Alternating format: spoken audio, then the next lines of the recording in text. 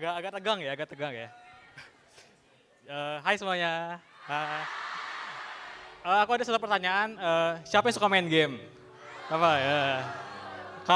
Kalau ngomongin Stefan nggak akan jauh-jauh dari game lah intinya. Jadi aku sendiri udah suka main game itu dari kecil, lebih tepatnya dari umur 4 tahun. Nah, itu bisa lihat fotonya ya. Dan dulu aku punya channel YouTube, pokoknya main game.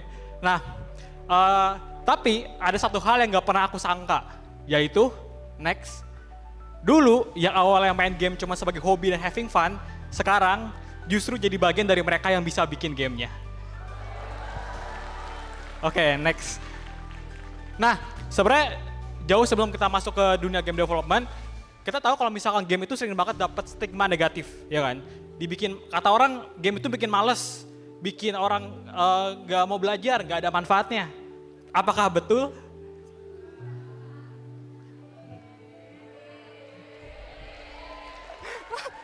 Jadi sebenarnya teman-teman, game itu memang aku yakin kalau misalkan banyak skill aku yang tumbuh berkembang itu karena main game.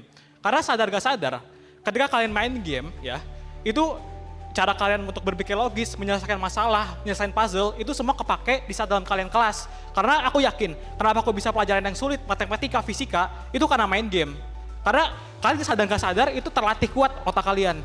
Tapi ingat, ini harus dibarengi dengan manajemen waktu. Main game itu selalu setelah belajar, gak pernah kebalikannya. Kenapa? Karena game itu bisa dijadikan sebagai booster untuk meningkatkan kemampuan otak, tapi ingat, bukan sebagai pengganti utama dari kegiatan utama kita, yaitu adalah belajar dan sekolah.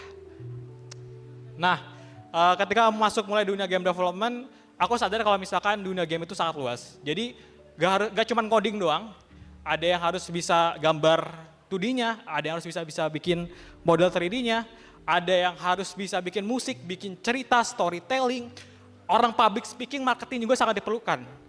Jadi intinya apa? Aku rasa kalau misalkan game itu adalah karya seni yang paling lengkap.